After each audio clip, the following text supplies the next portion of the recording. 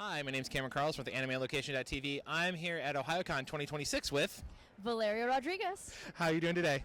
I'm doing great. How about you? All right, so just for the general purposes, how did you all get started in the world of entertainment? How did I get started? This is a long and complex question, but if I were to summarize it, I came to LA already having met a mentor at a convention a while back, and he had told me, this was like between going to the convention, meeting my mentor, and actually moving to LA, it was like about a year. Mm-hmm. But he had told me way back when and if you ever come to Los Angeles, let me know, and I'll take you under my wing, and I'll like introduce you to people, tell you which classes to take, that kind of thing. Yeah. So that's pretty much exactly what I did. As soon as I landed in LA, I texted him. I was like, I'm here. I'm ready. And like within the week, he had me just sitting in on sessions, observing, watching, just introducing me to a lot of like teachers and classes and like communities and groups that I could like bond in and make connections in and take classes in. And for the next couple years, that was pretty much all I was doing. I was taking classes and learning and workshops and like peer and community events. Every once in a while, he would like toss an audition my way, but I wasn't ready at that time. But he was pretty much just like getting me set up with all the tools I needed to go and learn and do it on my own. And I'm really glad that he never really like gave me any roles, just never gave me anything, because that instilled in me like a work ethic and we actually, learning and taking the time to grow as an actor. And then I met my agent and started auditioning, and then one day I booked my first gig, and it was like that from there. Awesome. So now it says in your bio that you worked on Genshin Impact. How was it working on that game, knowing that there's just so many of your fellow VAs in it? I mean, the cast list is like... Yeah, it was great. I mean, we didn't know back then how huge it would be, right? There was even like... there was some drama like a year before the game came out, where like this guy had like tossed his PlayStation in the garbage or something because he was mad that it looked similar to Breath of the Wild. So at first I was like, when I learned that that's what I had booked, I was like, oh gosh. But then like people loved it, and it was this huge thing, and like all of my friends were in it, and that first wave, that first cast, it was like core cast was like so, it was like such an iconic time, right? Because that was my first big role ever. Like no one knew it would get that big, and then it did, and then we were all like, we were doing live streams together and like playing games together, and it was just like it was a really cool, really fun period, and for what it was, I appreciate my time, and I enjoyed it. Yeah, I can't say that I regret that. No, I remember that early years of Genshin. I remember those early years, seeing it all pop off. So it also says in your bio that you did Venture in Overwatch. Venture. And bringing it to life. Do you have a passion for science and history? Like that, so that you can. So I'm actually a geologist. Oh, okay, that's super cool. I actually work in the science industry. Oh, that's super cool. Okay. Yeah, I make car soap. I fell into chemistry by accident. I used to work on refractory. I used to make zeolites. Okay. I used to, You're like smart and stuff. Well, I'm not super. You're smart. more smarter than me. So have you actually gone in? And I'm also a history nerd too. So have you ventured into any of those fields that you actually ventured into them? Yes. Actually, Blizzard hired me. Hey, look, there you go. Actually, in preparation for the role, I delved quite a bit into just like ancient history and oh my God, what is it called? Not architecture. Archaeology. Well, architecture can be part of archaeology. Architecture. There you go. I was like, reading, watching stuff about like ancient Mesopotamia and good, just like the original stuff. I actually learned a lot of interesting stuff. Yeah. But because Overwatch is set in like a future Earth, that knowledge was useless. So I mean, the basic core understanding of archaeology, though, is there. A little bit. Since then, I haven't.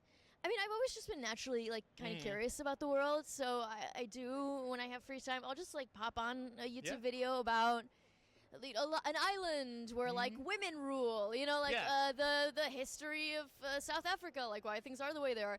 I enjoy just looking that up on my own prior to any venture stuff. So I would say I've been a fan of that. And my favorite subject in school was biology. I can't say I'm any good at it, but I think it's fun and I'm interested in it. I mean, biology is my extra secondary science. So. Okay, so don't ask me any questions about biology. So it says in your online that you also voice in Ramna 1/2. Hi! Oh, you David scared makes the an appearance. shit out of me, bro.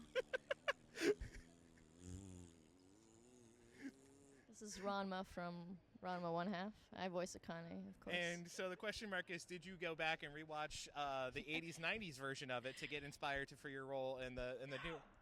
Oh my god. He's harassing me, security. No, we have. We talked about this yesterday on our panel. We actually haven't watched it, but there's a good reason for it.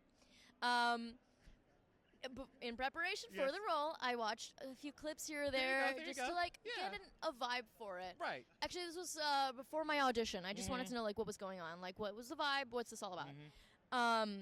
But in order to bring our own new energy and spin and take to the role, we don't want to be influenced by the previous performance, because I feel like that would be if anything, a disrespect to them. They did their thing, and if they wanted them back, they could have them back. But we're not going to copy what they did. So we literally talked about this last night. We're like, once we finish, hopefully if the anime gets finished, all the way through, I'm going to go back and I'm going to watch everything. Okay, cool. Yeah. I would say, not my flavor, my time of watching anime. I definitely not. I know you weren't there. I wasn't alive. John was our producer. Good for you. So here's another fun thing about you is that you worked on 2 WWE 2K games as Psycho Sally. How did that all come about, and do you yourself also watch wrestling? This is funny. Psycho Sally I recorded before I recorded Venture. And Sally's voice is so similar to Venture's. It's like my speaking voice, but a little bit more excitable and just kind of that naive. I just had a little bit of that tinge. So that's funny. Most of our roles, they come about pretty much the same way. We get an audition in our inbox, and then we're they're usually heavily codenamed. So you for never know. Sally, I don't know if I can talk about this, but I'm gonna talk about it. My sides were baseball coded. So they were so this first is base, second base, well, catcher. Stuff like that. They were Sally is a young baseball player, and I was like, cool. Let me give her this energy, and she ended up being a wrestler. And what was the second part of your question? So do you actually watch wrestling yourself? Do I watch wrestling? I don't. However, I am very interested in getting into it. I don't know where to start. I think it's so fun. Okay, so okay, great. You have information. I'm an old soul of the old WWF/WWE Attitude Era. Okay. So that's Stone Cold, The Rock, Stone Cold Steve Austin, some of those characters, the old school Triple H and the X Factor, all that type of stuff. I did watch old school Hulk Hogan and Macho Man Randy Savage. I did watch a lot of those back in the day. But now newer stuff, I'm not familiar with a lot of the lineup You're now. Not familiar with the new stuff. Yeah, so I was about 10, 13 really heavy into WWE, WWF. That era is called the Attitude Era for a reason. All right, I'll check out the Attitude Era. Yeah, it's very unique. For people watching, recommend me some new stuff. Also, there's this movie about wrestling. Yeah. Florence Pugh's in it. And it was so good. And that kind of inspired me, because I was like, this is so fun. And I didn't get it. I didn't get it when I was younger. I was like, oh, this is fake. This is weird.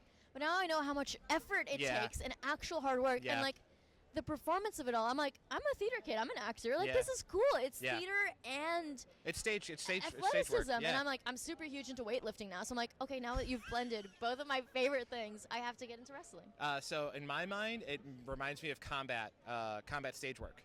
Combat stage work. Oh, sure. Yeah, that's what it reminds me of. No, literally, because you have to be all right, I'm going to take the bump. I'm going to take the slap. I'm going to do a hip toss. I'm going to make sure I can throw you over safely, and you're going to land safely and not bust your spine. Choreography, then on top of that, you got to cut the promos the right way. Yeah, exactly. So it's all theater. Cool. It's all another form of theater, basically. But it's fun theater with literally. I do sometimes hit you in the chest. Yes, and real you look at some of these. I mean, the dudes are cool, they're fine, but you just look at some of these. The ladies are starting to get real good. Built, man. Considering when I came up, ladies didn't have the roles they do now. So I'm really grateful. Cool. I mean, there's some ladies out there that I'm like, I will never pick on you in a heartbeat. Yeah, Rhea Ripley could snap me in half. Anyway, next question. No, you play Agnes Gallion in Silver and Blood as a cartographer. The cartographer, yes. How did that role come about? And have you made any maps since then? By the way, my other minor is geography. This guy's cooking me. So, Agnes Ganelon is actually kind of like a British venture almost. I love this role, Silver and Blood. No one knows about it who follows me, like 2 people maybe, but I love this character. That's what it's called IMDb's for. That's what IMDb's for. This role actually, I don't think I auditioned for this one. It's rare. Yes. But I'm sure I can talk about this. 2 of my boys work on this. My boy, I'm gonna call you out. My boy Kal-El, phenomenal director, and my boy Oleg. Actually, it wasn't Oleg. Annalisa, who was the engineer, not Oleg, who worked on Silver and Blood? Did you forget his name? Oh, bro. Colby. What's up, Colby? I'm so sorry, my Pookie Bear. That's my bad. No. We could keep it. It's funny. That's fine. I have no shame. No need to edit me. I have a little shame, but you can keep it in. Colby, I'm sorry. I think it was both of them, to be fair. But I worked with Oleg and Colby on Overwatch. Okay. And they still work at that original studio that we recorded at. And I love that studio. Lady Gaga recorded her first album in that studio. So they brought me in for that project, and it was so much fun. I love video games that are. I love shooters, all that stuff. But oftentimes in a hero shooter, there's not a ton of like really long monologues where you can really act your heart out. It's mostly like over here, over there, like gonna do my ultimate. So it was super fun because we had these long, dramatic, emotional scenes. When I looked into the game, now it's not my flavor, but when I looked into it, something told me it was a unique system because there was deep lore and story. It had this great gothic feel, and cool. Music was perfectly blended. And I was like, it wasn't, again, not my flavor of game, but I could tell that people really cared about it, wanted it to be successful. I've talked to several of your other fellow cast members throughout the gigantic cast about, well, we really didn't talk to too many people about it yet because it's still fairly new. It is, But I did talk to a few people about it, and it's just been really, really fun to see it. But I think you guys all really gave good performances from what I was able to tell, read, and listen to. Yeah. So I think it's going to be a good game, and it's going to have some longevity. Yeah, that was part of my excitement coming into the cast. Is some stuff was already recorded, and I had watched some cinematic clips on YouTube, and I was like, wow, this voice acting is really great. Credit to the cast, but also credit to the director. Yep. But yeah, I just, oh man, I love that game. It's one of my favorite performances, and it's funny. A lot of my favorite performances as an actor is not stuff that people know. So check it out. All right.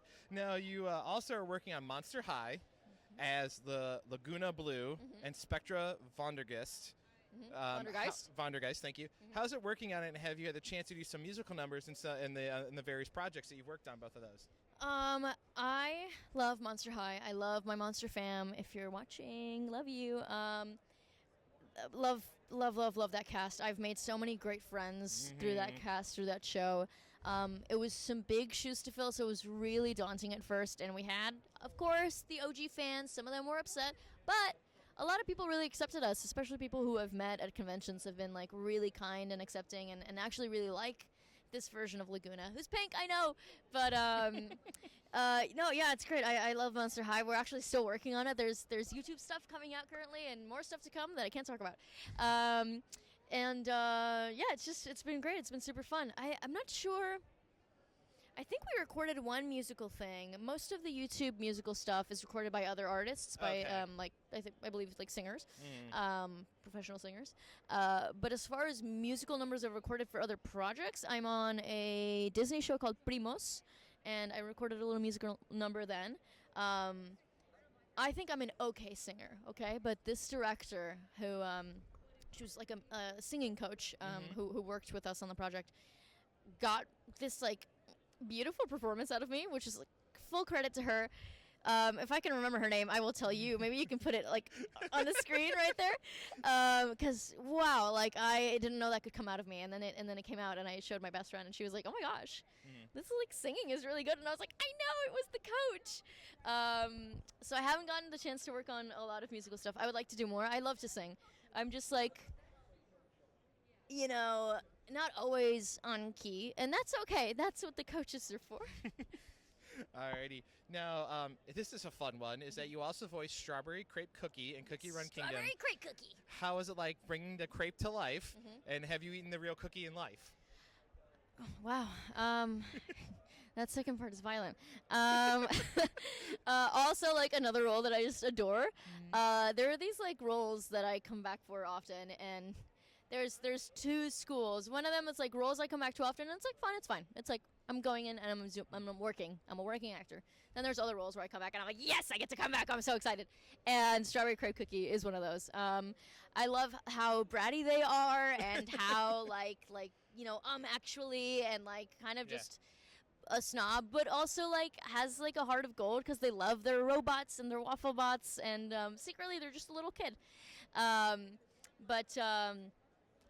one was regular. Like, I remember auditioning for so many cookies, and then finally I got Strawberry Crepe. And have I eaten, like, any strawberry crepe cookie? I have not. Okay. But if anyone wants to send me one, or try to make my address is. Oh my God, I should make one. That would be a great video. Okay, great. Awesome. We'll make one. Alrighty, now again, you said that you're some projects you can talk about, some projects you can't. What would you like fans to check out that it's currently available? Oh gosh. That fans can check out. Silver and Blood, of course. It's I believe on the Apple Store, and also the Android Store. Maybe yes. I have an animated series role coming out this year on, I believe, Netflix, and that's all I can say. And I don't think I have anything currently out that is, like, brand spanking new. So that's okay. All I got for you, unfortunately. No, it's fine. Great. And then now, where can we? Oh wait, I'm so sorry. You don't have to edit that either. The realization. Season 2 of To Your Eternity. Sorry. Season 3. This is a mess. No shame. Don't edit anything. Season 3 of To Your Eternity is out now. I reprise my role as Perona, and I also reprise. Nope, and I also. I'm gonna. Hey guys, good night. I also am doing a new role. Her name is Hannah, and she's great, and you should watch it. And Jacob Hopkins is also great, and so is the rest of the cast. Watch that. Season 3. All right. So you were saying. Where can we potentially follow you online? Oh, I thought, okay, girl, when you end on the upswing, I thought you were going to say more. Where can we follow me online? There is more? There is more. We keep going. Oh. Yeah. You can follow me online at Elvis Badger on Twitter. Or, this is awesome. Or Valeria Rodriguez VO on Instagram. I am Valeria the Wolf on YouTube. I know, I should really consolidate all those usernames. What's your next question? And following that, what would you love to say to all the wonderful fans that have been giving you love and support through your career? You guys are awesome. Like 99% of the people who follow me and support me have been so awesome and cool and real and down to earth, and, like, I like to credit a little bit myself, but most of you guys, like, we have fostered such an awesome community of people who are just, like, genuine and intelligent and critical thinkers and empathetic and kind and soft and just, like, awesome, just so awesome. I love my fans. I think they're the freaking, they mean the world to me.